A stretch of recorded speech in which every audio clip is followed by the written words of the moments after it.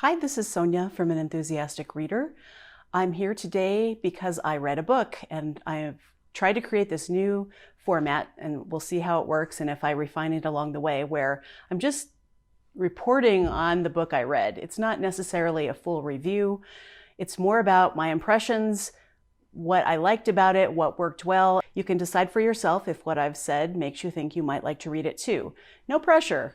Everyone likes different things. Today we're talking about Elizabeth McCracken's new short story collection called The Souvenir Museum, which comes out on April 13th, which is just a few days from now. I received an ARC from NetGalley, so thanks to NetGalley in exchange for an honest impression of the book. This is what I have to say.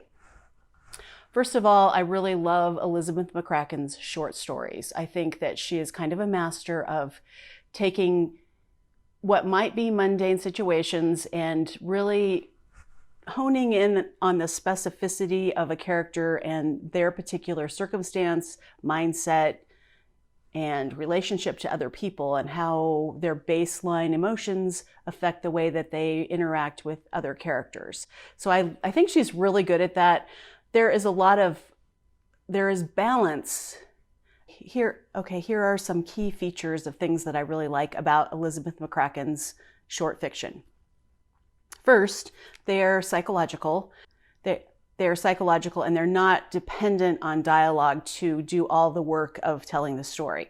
There is dialogue in her short stories, but I feel that sometimes dialogue can be way overused, and things that could be summarized or elided over or in between the gaps or in between the lines should be there in short fiction. You do not need to spell out every little thing or every movement of a character. So there are a lot of time jumps. There are a lot of things unsaid that you get from what she does say. Another thing I like is that there's a balance between humor and sadness. Every story in this collection has an element of humor, but it's not poking fun at the characters. It's kind of a way of relating to the characters through observation that happens to be mildly humorous. But it's not satire, and it's definitely not slapstick. These characters are living normal lives, or normal, so that makes it relatable to me, the amount of humor that's there. There is a specificity of location.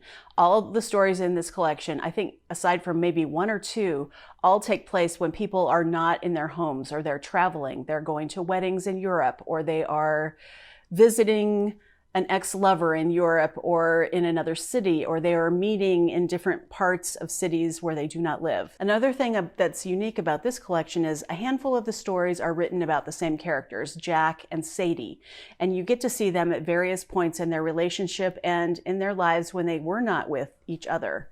It's really nice to be able to see an evolution of growth in the characters through the stories.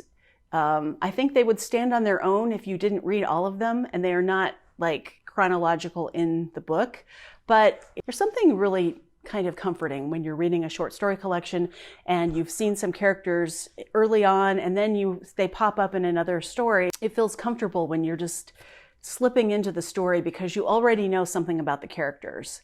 And this collection is bookended.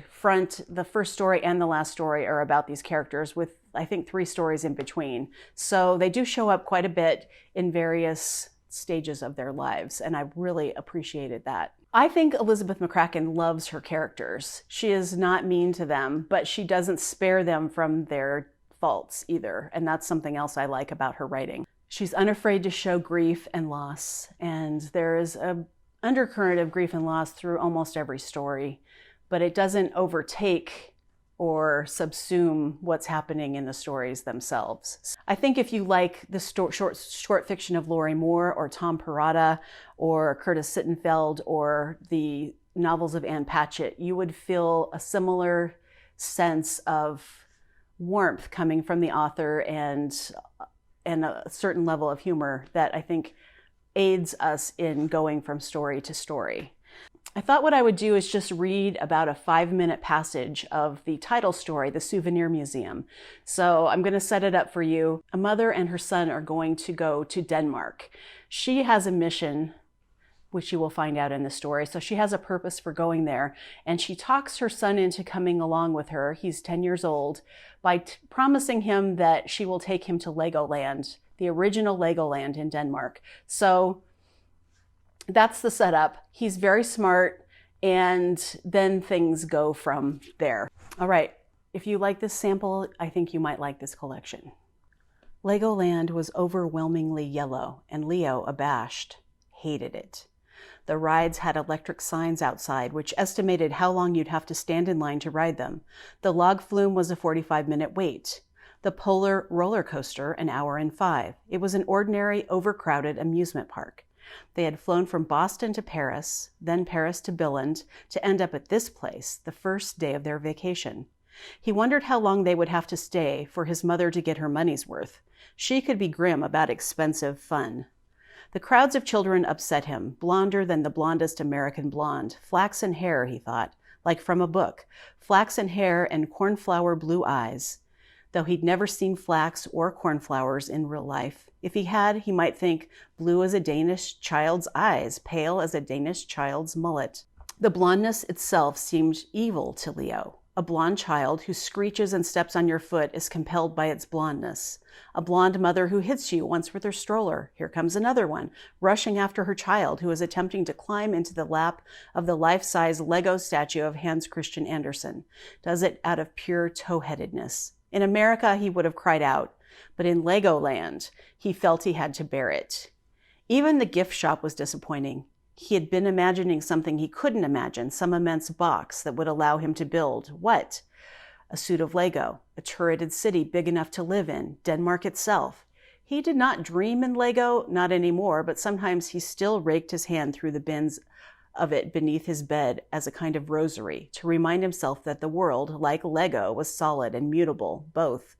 Joanna, too, found Legoland terrible. Joanna, too, could not confess. It was a kind of comfort because Axel had always been exhausting on the subject of Denmark versus America. Denmark was beautiful and so were Danes. America was crass, and every moment of American life was a commercial for a slightly different form of American life. You could not so much as enjoy a hamburger without having your next hamburger advertised to you, though the hamburgers would be exactly the same, spongy and flavorless. Americans have garbage taste, he would say, tucking into an American banana split. Not you, Johanna.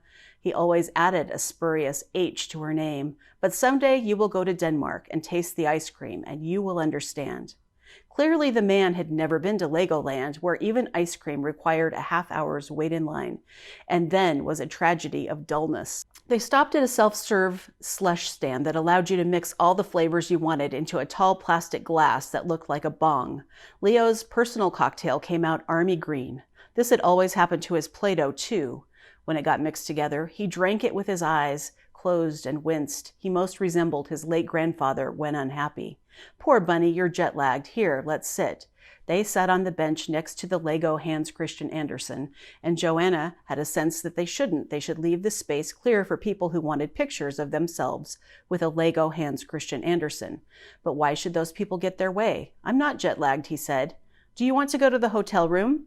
Is the hotel room in Legoland? Yes, she said. Oh, then I hate it here. Denmark? He looked at her aghast. This isn't Denmark, he said. Can we go? It's not what I thought it would be like. Yes, said Joanna, grateful and motherly, a good mother, indulgent. What did you think it would be like? But she knew. In our private Legolands, we are the only human people. I'll tell you what, she said, and then she handed Leo her phone. You choose. Wherever you want to go, we'll go. I know Vikings aren't your favorite, but I have a friend at that Viking village. What Viking village? A Viking village, she said. We'll go at the end of the week. In the meantime, do some research. Plan the next 3 days. If you want, we can come back to Legoland. I'm never going to come back to Legoland, he said passionately. When our children love what we love, it is a blessing. But oh, when they hate what we hate.